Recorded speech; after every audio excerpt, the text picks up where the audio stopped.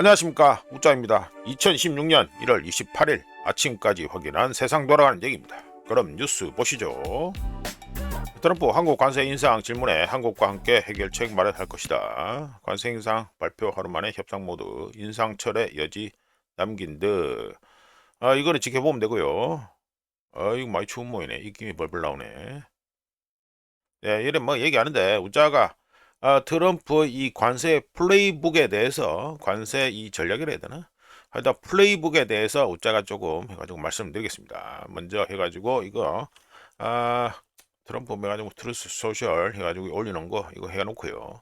뭐 여기 몸 내용은 그겁니다. 지금 한국 국회가 해가지고 왜 일 안 하냐 이 말이죠. 관련해서 우짜는 이미 이 국민에게 이거 저 경제적 부담 이걸 주는 거는요 조약 비준을 해야 된다고 이미 말씀드렸습니다. 이거 지금 계속 뭉개고 있는 게 누구예요? 이 더불어 아니에요, 더불어. 특검은 지금 마음대로 통과시키고 이거는 왜 안 하냐고.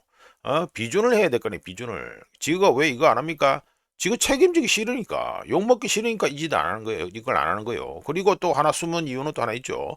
관세 그 재판, 지금 대법까지 가 있는 거, 미 대법이 가 있는 거, 그거 디비지는 거, 뭐 우짜는 디비진다고 이미 예상했습니다만, 그것도 요행수 노리고 또 요 짓을 할 수 있다. 근데 우짜가 말씀드렸습니다. 301조, 슈퍼 301조 등등 여러 가지 트럼프가 쓸 수 있는 게 많다고 이미 말씀드렸습니다. 신뢰를 갖다가 박살내고 난 다음에 뒤에 뭐가 돌아온지를 갖다가 한번 체감해보고 싶으면 계속 이 짓을 하면 되고요. 지금 뭐 특별법 타령하고 저거 뭐 이재명 팬들하고 더불어서 뭐 했다. MOU 타령하고 그랬죠. 그거 벌써 개념 반 말아먹은 소리예요. 지금 그 돈을 갖다 누가 줍니까? 그 돈을. 예? 이재명 팬들하고 이재명이 주는 돈이에요? 국민 돈으로 주는 거 아니에요? 국민 돈으로. 그러니까 개념 반 말아먹은 거지. 이것도 너무 느려진다. 하여간에 트럼프의 플레이북에 대해서 우짜가 이 단계별로 해가지고 한 10단계가 됩니다. 해가지고 말씀드리겠습니다. 1단계 트럼프가 새로운 관세 부과 가능성을 시사합니다. 이러면은 시장, 특히 주식시장은 하락에 접어들고요. 다음 2단계 대폭적인 관세 발표를 합니다. 뭐 대폭 인상한다든지 관세를 먹인다든지 이런 발표를 하면요. 그러면은 시장, 특히 주식시장은 급락하고요. 3단계 주식시장 하락했다고 매수세가 유입이 되는데 뭐 곧장 반등은 금세 사라지고요. 시장, 주식시장은 다시 저점을 경신합니다. 4단계 금요일 미국 시간 기준으로 금요일 장 마감 후에 백악관에서 추가 관세를 얘기하면서 압박을 또 더 높입니다. 그리고 다음 5단계 주말에 관세 대상국의 반응이 뉴스 헤드라인을 막 온천지를 장식합니다. 자, 6단계 여기서부터 흥미로운 부분인데 선물 거래 전 그러니까 그 선물 시장이 열리기 전 일요일에 트럼프가 뭘 한다? 협상 또는 진전이 되고 있다는 신호를 냅니다. 그리고 7단계 일곱 번째 단계에서는 일요일 밤에 선물 가격이 상승하지요. 하지만 월요일에 접어들면서 강세는 소멸됩니다. 자, 8단계 월요일 아침에 베센트 등이 투자자들을 안심시키기 위해서 TV에 출연하고요. TV뿐만 아니라 뭐 언론에 출연해가지고 괜찮다 어쩌고 저쩌고 뭐 이래가 떠듭니다. 그리고 9단계 다음 한 2에서 4주 동안 쉬지 않고 무역 협정이 진전되고 있다는 얘기가 사실상 리크 유출됩니다. 지금 트럼프가 하고 있는 거 우리나라 관련해서 하는 거는 조금 더 시간을 지켜봐야 되겠습니다만 이 과정을 압축하고 있다는 거 이것만 알고 계시면 됩니다. 하여튼 9단계는 2에서 4주 동안 쉬지 않고 무역협정이 진전이 되고 있다. 이런 얘기가 계속해서 끊임없이 트럼프의 이 SNS 등을 통해서 유출, 리크가 됩니다.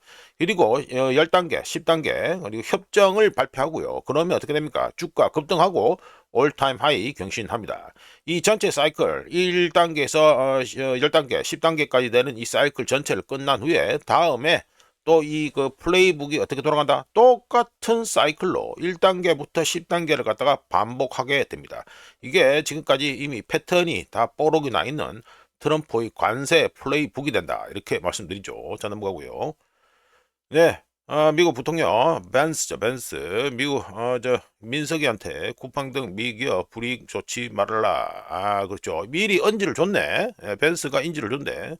언지를 줘가지고 관세 인상 한국어인 미국 기업 대우 등의 불만 커지던 중에 나왔다. 언지를 줬다 이거죠. 백악관 관계자 관세 인상과 해당 사항 무관 한국이 약속 이행에 진전이 없어.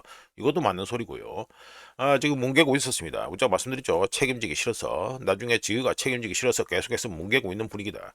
그렇게 잘난 거면은 빨리 해가지고 법으로 뭐 하든 해야죠. 뭐 특별법으로 해가지고 돈 주기로 한다? 그런 개념 밥 말아먹은 게 있습니까? 국민 돈으로 세금을 해가지고 줘야 되는데. 하여간에 벤스가 미리 언지를 줬다 이 얘기가 됐습니다. 뭐야 이거. 웃는 것도 억수로 부자연스럽네. 뭐 억지로 웃는 모습인데? 예, 넘어가고요.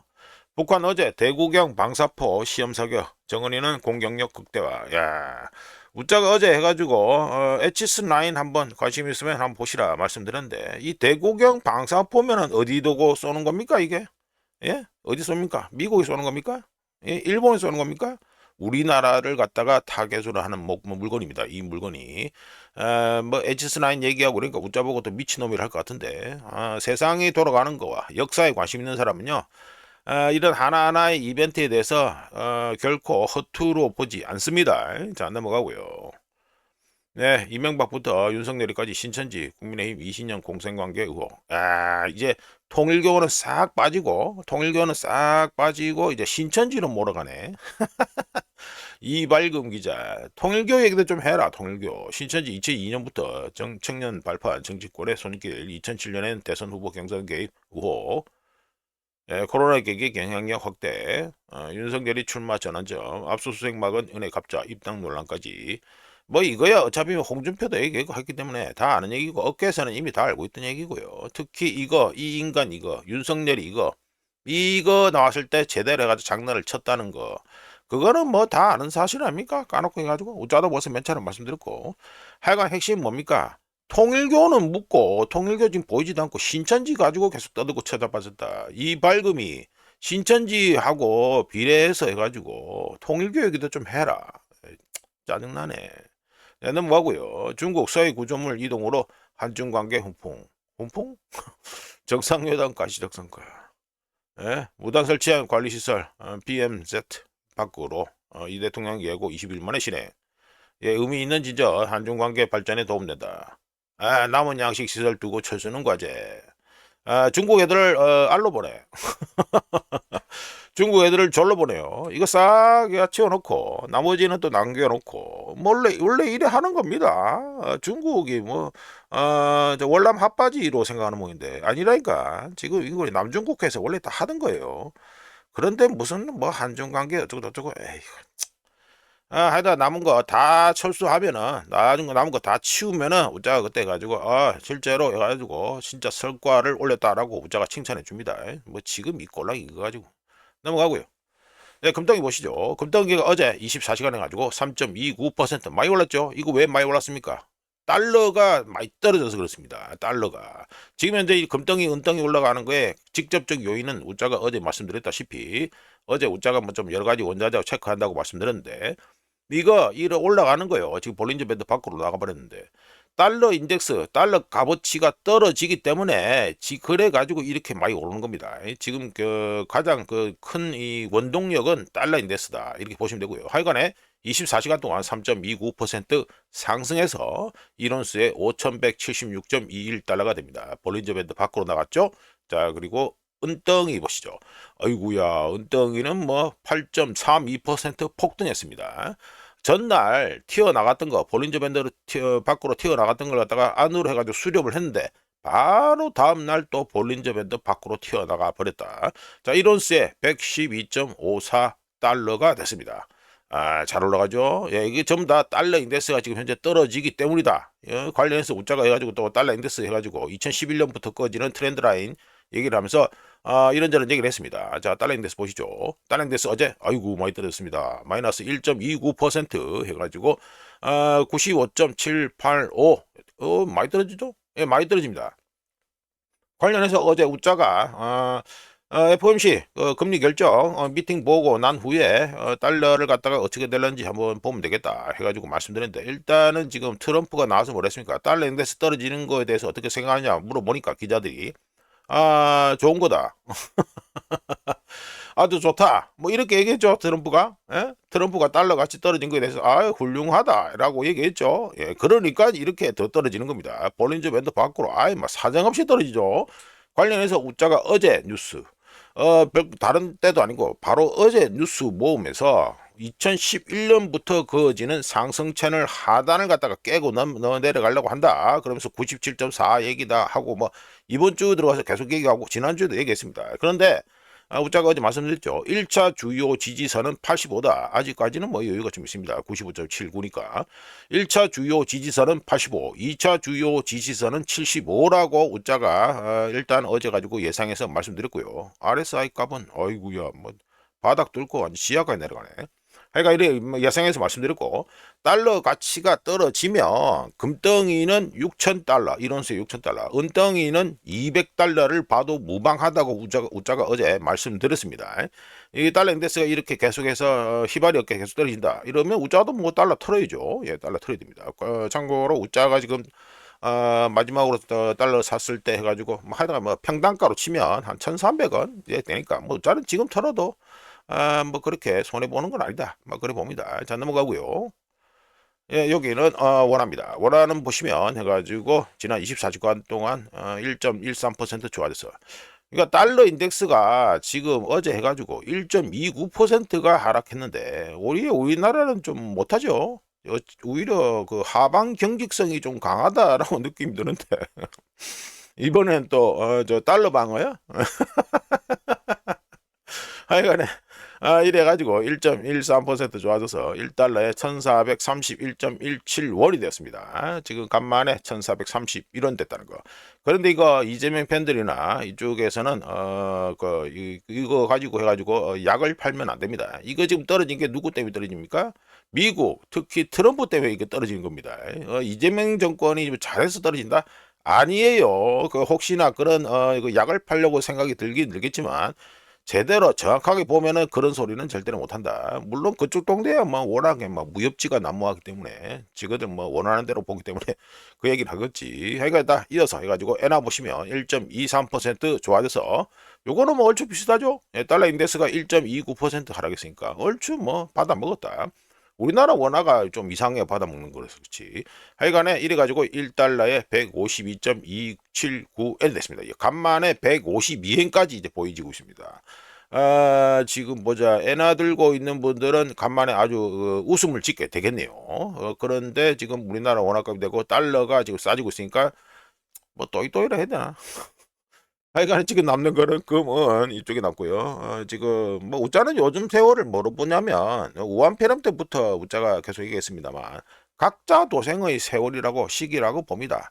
그래서 돈을 더 많이 버느냐 그거보다는 이 보존에 좀 이 목적을 줘야 된다. 이렇게 계속 얘기하고 있어요. 벌써 5년이 넘어가는데 그래 얘기하고 있기 때문에 최대한 자신의 자산 또는 재산을 갖다가 가치를 갖다가 보존하는 거 여기에 목표를 맞추시는 게 좋지 않겠나 이렇게 봅니다. 어차피 뭐 돈이야 수입이야 뭐 일하면 또 돈이 들어오니까 이런 거는 뭐 금, 은 그리고 외환 쪽에 달러나 그리고 엔화 사놓고 이런 거는 자신의 그 재산을 갖다가 좀 보존하는데 목적을 두고 있으면 스트레스가 좀 덜 하지 않겠나 적지 않겠나 이렇게 우짜개 쪽으로 봅니다. 자 넘어가고요. 자 이번에 가지고 엔캐리 트레이드 규모 해가지고 지금 블룸버그에서 나온 차트인데 해가지고 말씀드립니다. 금액 단위는 가지고 에라주 엔화입니다. 보시면 뭐 단위가 어마어마합니다. 342조 2400억 N 이래 되죠.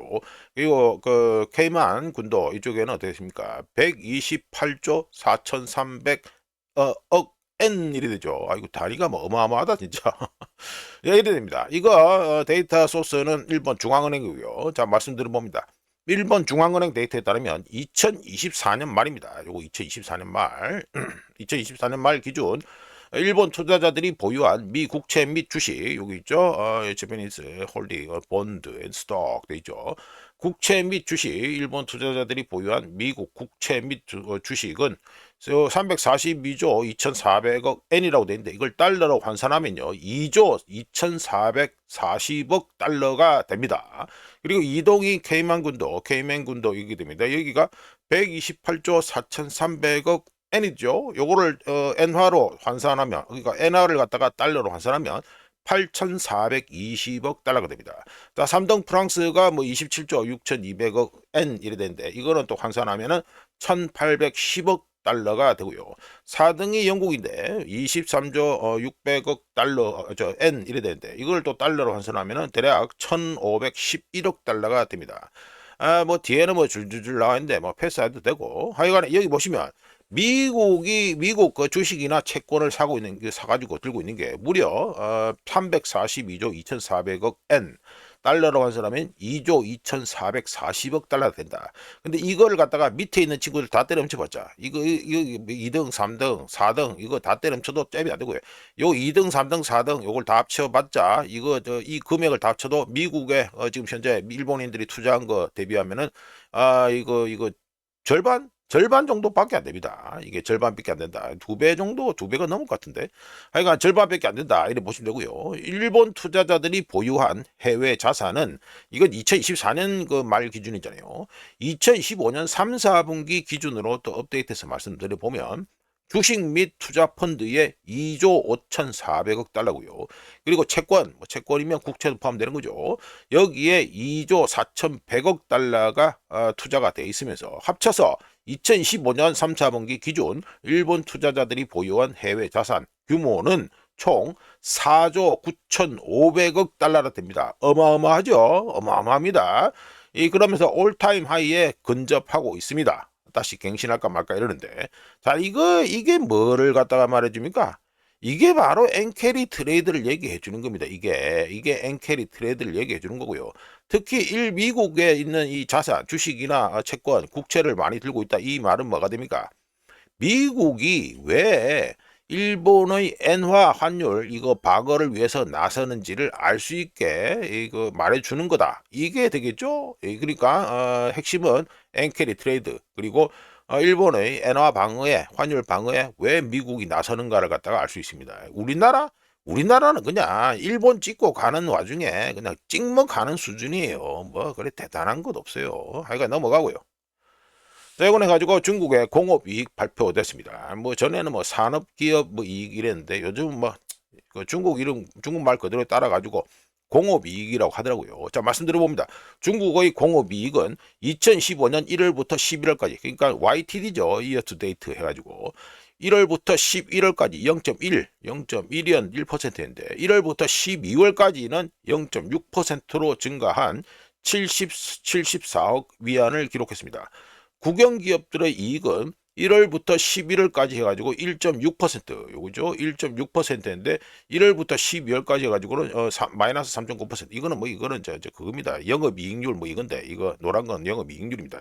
근데 우자가 뭐 편하게 알기 쉬우시라고 해가지고 이런 말씀드린 겁니다. 하여간에 국영기업들의 이익은 1월부터 11월까지 해가지고 마이너스 1.6%인데 1월부터 12월까지 해가지고 마이너스 3.9%로 여전히 부진하고요. 그리고 중국의 민간기업 이익은 11월과 똑같이 마이너스 0.1%를 유지하면서 그나마 안정세를 보이고 있습니다. 반대로 외국인 투자 기업들의 이익 증가율이 1월부터 11월까지가 2.4%인데 1월부터 12월까지가 4.2%로 계속해서 상승하고 있는 중입니다. 자, 넘어가고요. 자, 요거는 또 중국의 원유 재고량 관련해서 얘기를 좀 말씀드리겠습니다. 그러니까 중국의 원유 재고량이 하루 평균 30만 배럴씩 증가한다. 이게 제목이 돼. 말씀드려보죠. 볼텍사 애널리스트 엠마 리는 2016년 1월 27일 웹 세미나에서 그러니까 중국 내 새로운 저장 시설들이 가동에 들어감에 따라 중국이 올해 2026년에 약 30만 배럴 per day, 하루 평균 30만 배럴의 원유 재고를 추가할 것으로 예상된다고 엠마리가 얘기했습니다. 자, 추가로 올해 2026년 상반기까지 약 1억 배럴의 저장 용량이 추가될 것이라고 얘기했는데요. 여기에는 시노펙의 하이난성 단저우에 있는 시설, 그리고 산둥성 두잉에 있는 시설, 그리고 젠화 오일의 랴오닝성 다우에 있는 시설 등 국영 저장 터미널 확장이 포함되어 있고, 화진 아람코라고 있습니다. 화진 아람코. 그러니까 사우디하고 합작했다 이 소리가 됐죠. 화진 아람코의 30만 배럴 per day, 하루 평균 30만 배럴 요걸 갖다가 저장할 수 있는 여기 규모의 저장 시설에서도 추가 용량이 확보될 예정이라고 합니다. 그러니까 중국이 기름을 억수로 사고 앉아 있다 이 말이 되겠죠. 무슨 일을 앞으로 무슨 일을 벌려고 그러는지 모르겠지만 그러니까 기름을 계속해서 쟁기고 있다 이 소리가 됩니다. 자 넘어가고요. 자 트럼프 해가지고 알말리키 이것도 중동에 관심 있는 분들은 잘 아는 인물이죠. 요 말리키입니다. 그러니까 시아파 쪽이죠. 예, 시아파 쪽입니다.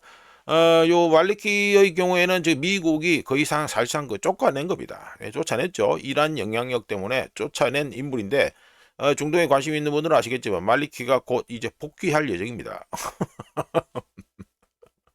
그래서 트럼프가 뭐랍니까? 알 말리키가 이라크 총리로 선출되면 미국 지원 끊겠다 이 소리 하고 있죠. 그래서 뭐 이라크를 다시 위대하게 만들자 이러면서 그런 또 트윗도 날리고 이랬습니다. 그러니까 지금 이라크 이쪽에서 말리키가 다시 총리에 올라간다, 다시 복귀한다 이러면은 지금 이란 공격 뭐 가지고 지금 떠들고 자빠졌는데 이란 공격에 앞서 가지고 또 전선이 또 확대되는 그 문제가 있습니다. 그러니까 우짜견적으로는 이란 폭격 좀 별로 뭐 가능성을 낮게 봅니다. 사실 군사적으로 봤을 때 이란의 그 대한 미사일 이런 게요. 솔직히 저 작년에도 그 저 이란 미사일 쏘는 거 봐서 아시겠지만 이 미사일 쪽 전력은요 정말 무시 못합니다. 이란 쪽이 지금 다른 거 조금 뭐 그렇다고 뭐 치더라도 공군 이런 거는 그렇다 치더라도 이거 미사일 쪽은요 그 이란을 갖다가 우습게 보면 안 됩니다. 작년에 이스라엘 해가지고 건물 부사지고 이런 거 보셨죠?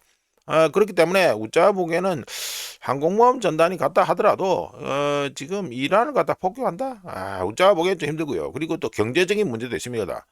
이번에 만약에 이란을 폭격하다 이러면 이란은 진짜 사생결단으로 싸워야 됩니다. 지금 왜냐하면 이제 이란은 프록시들이 다 이제 자빠라졌잖아요. 뭐 시리아도 자빠라졌죠, 헤즈볼라도 자빠라졌죠, 뭐 다 자빠라져 가지고 물론 이제 이라크는 이제 말리키가 복귀한다 이러고 있는데 지금 이저 프록시들이 다 자빠라지는 바람에 이제는 전선 최전선에 누가 서 있냐면 이란이 서 있습니다. 근데 이란이 만약에 또 폭격을 당한다. 우짜가 작년에 그 폭격한 거는 쇼라고 말씀드렸고요.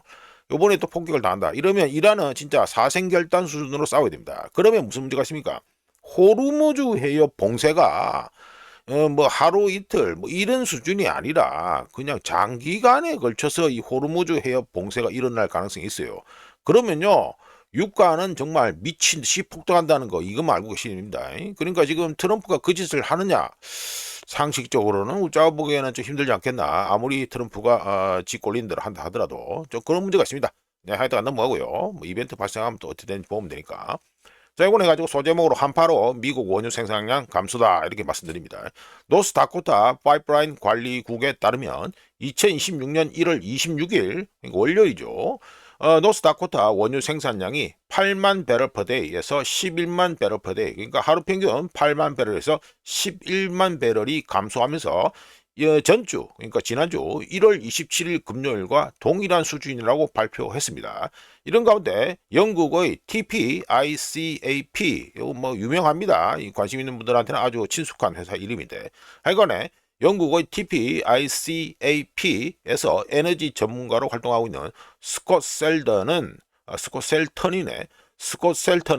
이번 한파로 인해 미국 중남부 지역 미국 중남부 지역 천연가스 생산량 중 약 22%가 가동 중단되면서 원유 생산량도 약 100만 배럴 per day 하루 평균 100만 배럴 정도가 감소했을 가능성이 있다고 해가지고 예상을 했습니다. 그러니까 한파 영향이 크다 이 말이 되겠죠. 자 넘어가서 자, 한파 영향하면 또 이것도 봐야 됩니다. 여기 뭡니까? 제가 요거 맨날 요즘 뭐 지겨울 때마다 항상 그 얘기하는 게 뭡니까? PJM 여기가 그 미국의 데이터 센터가 제일 많이 몰려 있는데 그죠? 특히 어디에 많이 몰려 있습니까? 버지니아 주에 몰려 있죠. 자 말씀드려 봅니다. PJM 인터커넥션이 운영하는 동부 13개 주의 전력망의 도매 전력 가격이 한파 속에 1월 26일 월요일에 최고치 대비 1월 26일 최고치 대비해서 1월 27일 그러니까 어제 미국 시간으로 화요일이죠. 화요일 아침에 241% 폭등한 1메가와트시에 2314.58달러를 기록했습니다. 미국 최대 규모 전력망을 자랑합니다. PJM이. 근데 여기 1월 27일 하루 동안 PJM은 1단계 비상사태로 운영하고 모든 발전 사업자들에게 최대 용량으로 가동할 준비를 하라고 요청했고요. 덕분에 이 도매 가격이 폭등했습니다. 1월 27일, 그러니까 뭐 화요일이 되겠죠. 화요일, 미국 시간으로 화요일이 되는데, 하여간에 1월 27일 아침에 PJM 지역의 전력 수요가 147기가와트를 넘어서 역사상 겨울철 최고치를 경신할 것으로 충분히 예상된 가운데 PJM 전력망의 벤치마크 역할을 하는 그러니까 웨스턴 허브, 그러니까 서부 쪽의 이 허브 지역 가격이 얼마다 193% 상승한 1메가와트시에 2323.34달러를 기록했습니다. 미국에서 데이터 센터가 가장 많이 밀집되어 있는 게 어딥니까? 버지니아주죠. 여기죠. 버지니아주. 그 중에서도 도미니언 전력망이라고 있습니다. 도미니언 유틸리티 존이라고 있는데 여기의 이 도매 가격은 얼마나 됐다? 46% 상승한, 그러니까 1월 27일 기준입니다. 46% 상승한 1메가와트시에 1877달러를 기록했습니다.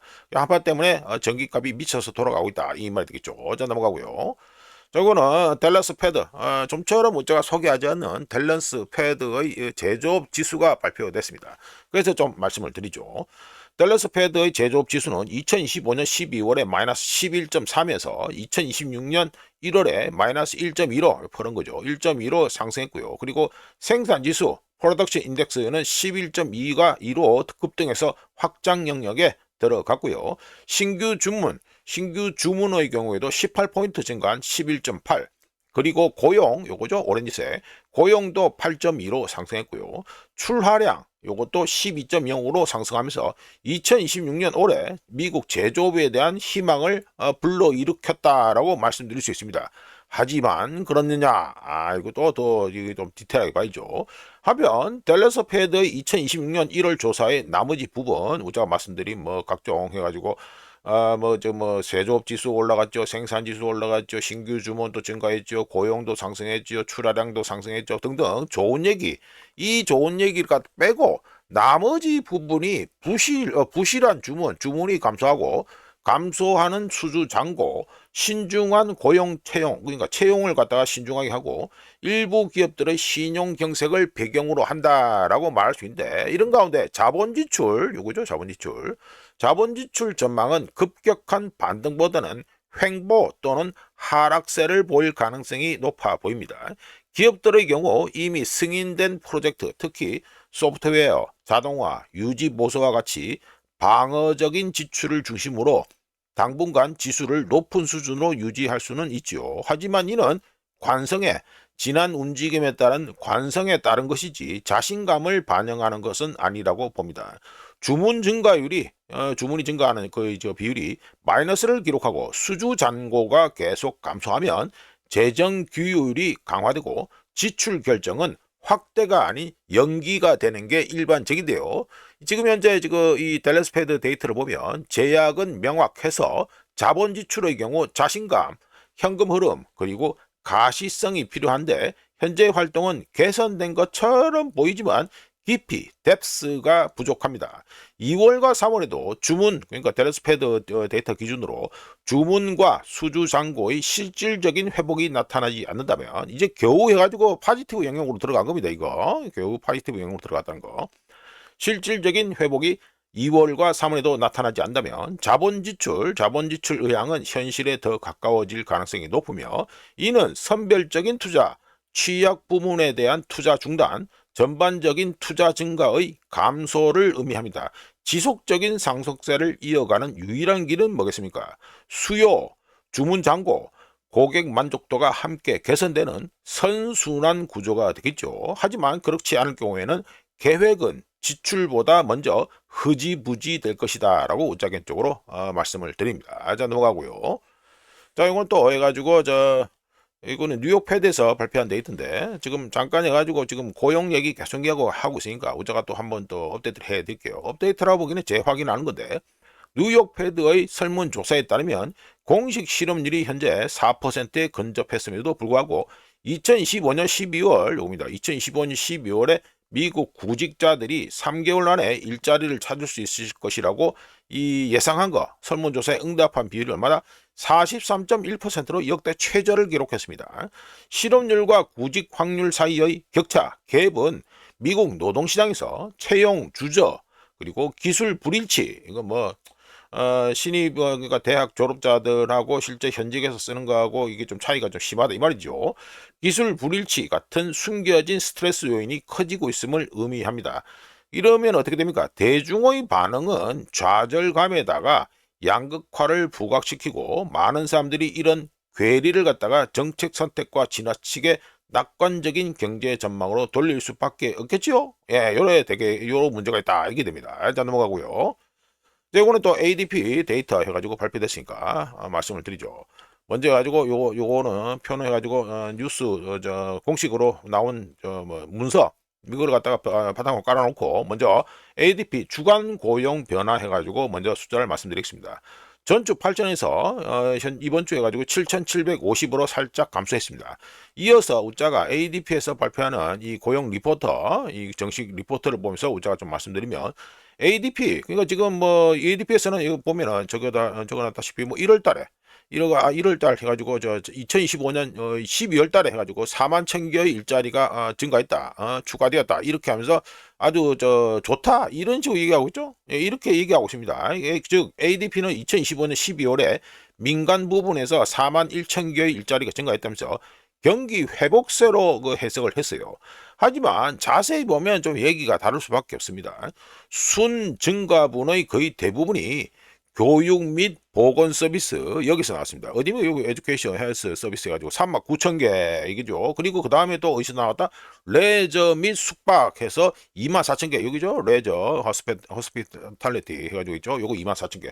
이 두 개가 거의 다 그냥 다 주도했다 보면 됩니다. 이 두 개, 꼴랑 이 두 부분에서 순 증가 부분의 대부분이 발생했고요. 이 둘을 갖다가 제외하면 나머지 부분은 오히려 일자리가 감소했습니다. 뭐 다 보면 다 마이너스 나오고 이러잖아요. 이거 뭐 운송하고 무역 쪽 해가지고 여기 뭐 1만 1천 개 물이 나오고 이러는데 이거 말고는 나머지는 거의 다 뭐 감소했다 이렇게 보시면 됩니다. 즉 광범위한 고용 증가가 아니라 경기 변동에 민감하지 않고 이직률이 높은 몇몇 특정 분야 뭡니까 이거죠. 이거 교육 그리고 레저 그리고 헬스 그리고 호스피탈리티 여기죠. 여기의 경우에는 어떻다? 경기 변동에 민감하지 않고요. 이직률이 상당히 높은 쪽입니다. 이쪽이 여기에 의존해서 고용 증가율을 유지하는 노동시장의 모습이다 이렇게 할 수 있습니다. 좀 더 살펴보면 전문 및 비즈니스 쪽 해가지고 전문 비즈니스 어디 갔냐? 이거 없나? 예, 뭐, 이거 프로페셔널, 여기 있죠. 프로페셔널 비즈니스 서비스, 여기 있죠. 마이너스 29,000, 나있죠. 전문 및 비즈니스 서비스 부분에서 마이너스 29,000개 일자리 감소했고, 정보, 인포메이션, 여기서 또 마이너스 12,000개, 그리고 제조업에서 또 어떻게 됩니까? 제조업에서 또 매니팩처링, 뭐, 마이너스 5,000개, 이렇게 감소했는데, 이들 부분들의 경우, 이런 이 섹터들의 경우에는 기업 지출, 투자, 미래 성장과 밀접하게 연관되어 있습니다. 저임금 부분 이게 뭐 사실상 저임금 부분이죠. 이제가 저임금 부분이나 제도적 지원을 받는 그러니까 국가에서 지원을 해주고 이런 거죠. 이런 지원을 받는 부분들의 경우 고용을 늘리는 반면에 이런 그 뭐 저 프로페셔널하고 비즈니스 그리고 뭐 인포메이션 그리고 매니팩처링 이런 부분들이 축소된다는 건요. 기업들이 이 마진을 갖다가 보호하고 재량적 노동력을 줄이고 있다는 걸 의미합니다. 교육 및 보건 의료 부분의 고용, 그러니까 채용은 인구 구조와 자금 흐름에 의해 뒷받침되는데요. 뭐 우리나라도 그렇잖아요. 이거 그 세금을 해가지고 뭐 여러 가지 해가지고 간병인이 나발인이 다 하잖아요. 이들 교육 및 보건 부분의 고용은 인구 구조와 자금 흐름에 의해 뒷받침되는데 레저 및 숙박 부문 고용은 근무 시간하고 이직률에 매우 민감합니다. 여기 레저 해가지고 호스피탈리티 돼 있죠. 이 부분은 또 근무 시간하고 이직률에 상당히 민감합니다. 예, 이렇기 때문에 이 두 부분, 모두 수요가 둔화되더라도 고용주가 더 많은 직원에게 더 적은 근무 시간을 배당하거나 이직률을 보충하기 위해 인력을 늘릴 수 있습니다. 근데 이게 월급이 작고 이렇죠. 예, 따라서 혹시라도 레저 및 숙박 부분 일자리가 6개월 안에 사라진다고 하더라도 완전히 뭐 절단난다고 하더라도 미국의 GDP와 미국의 세수, 그러니까 뭐 세금 걷어들인 거, 세수에는 거의 영향을 미치지 않을 것이라 이렇게 우짜기적으로 보고요. 더 넘겨가지고 ADP 데이터에서 중소기업의 고용회복세가 나타나고는 있지만 규모는 미미합니다. 중소기업이 9,000개의 일자리를 갖다 추가, 뭐 여기는 뭐 지금 숫자 해가지고 여기 있죠, 여기 스몰 해가 나와 있는 게 9,000개 나와 있죠. 중소기업이 9,000개의 일자리를 추가했는데 직원 1명에서 19명 요 사이에 있는 기업에서 4,000, 그리고 20명에서 49명의 직원을 두고 있는 회사에서 5,000개 해가지고 이 두 개 합쳐서 9,000개가 나왔습니다. 이러는 동안 중견기업, 그러니까 우리나라 말로 하면 중견이라고 보면 되겠죠. 미디엄 사이즈니까. 중견기업에서 34,000개가 나와있죠. 이렇게 중견기업에서 34,000개. 즉 ADP에서 자랑하는 41,000개 일자리 증가 중에서 중견기업에서 이 34,000개를 갖다가 추가하면서 거의 다 해먹었다는 소리가 되고요. 그리고 대기업, 뭐 우리나라로 치면 대기업이죠. 라지 해가지고 대기업에서는 꼴랑 2,000개만 추가했습니다. 이는 공격적인 확장이 아니라 기존 인력 풀을 더 이상 늘릴 수 없는 상황에서 신중한 인력 충원과 선별적 채용을 하고 있다는 걸 뜻하고, 경기 사이클 후반부에서는요, 이 대기업의 고용 증가세가 가장 먼저 둔화되는 것이 일반적인데 이번 데이터에서도 확인이 되고 있습니다. 자, 지역별 해가지고 노동시장 상황도 건강하지 않다고 보는데요. 이 서부 지역, 여기 뭐 이거 가지고 보면은 뭐 미드 웨스트 해가지고 돼 있는데, 이거 잠깐만 지난 페이지 넘어갔는데 하여튼 웨스트에 돼 있죠. 서부 지역은 61,000개의 일자리가 감소했는데 대부분 태평양 지역이죠. 태평양 지역에서만 59,000개가 발생했고요. 일자리가 사라졌고, 반대로 일자리 증가는 북동부, 여기죠. 뭐 이거 저 남부하고 북동부, 이거 지금 요거는 웨스트인데, 이거 이제 북동부는 여기입니다. 미드 웨틀란틱 얘기가 돼 있죠. 이 북동부하고요, 그러니까 저 남부 지역 사우스 해가지고 남부 지역 여기서 해가지고 일자리가 대부분 여기서 증가가 여기서 나왔습니다. 진짜로 견고한 노동시장이라면 특정 지역에 일자리가 집중되는 현상은 나타나지 않고 해당 긍정적인 영향이 다른 지역으로 빠르게 확산되어야 하지요. 그리고 고용 상황이 좋다면 임금은 어떻게 됐습니까?